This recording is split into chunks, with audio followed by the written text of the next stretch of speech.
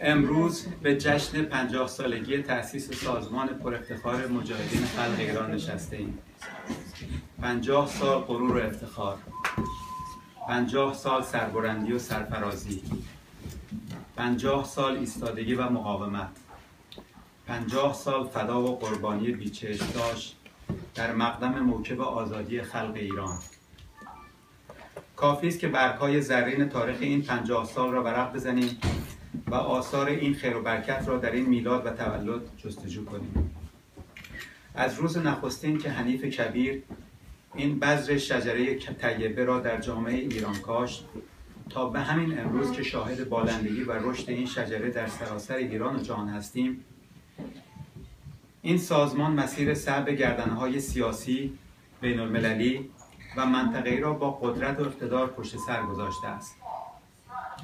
با دو دیکتاتوری چکمه و عمامه چنگ در چنگ بوده است.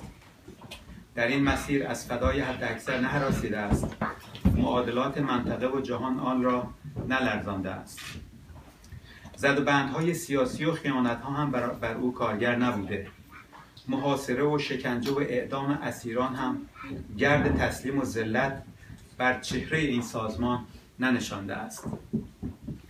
بدون شک سازمان مجاهدین خلق ایران به عنوان گنجینه ملی و میهنی در بازسازی ایران آزاد فردا نقش تعیین کننده خواهد داشت و ما برای این سازمان در این مسیر که از سرنگونی تام و تمام رژیم ضد بشری آخوندی عبور می کند سرفرازی و سربلندی روزافرون آرزو داشته و با این سازمان و همه شهدا و اسرای آن در تحقق این خواسته ملی و میهنی تجدید عهد می‌کنیم.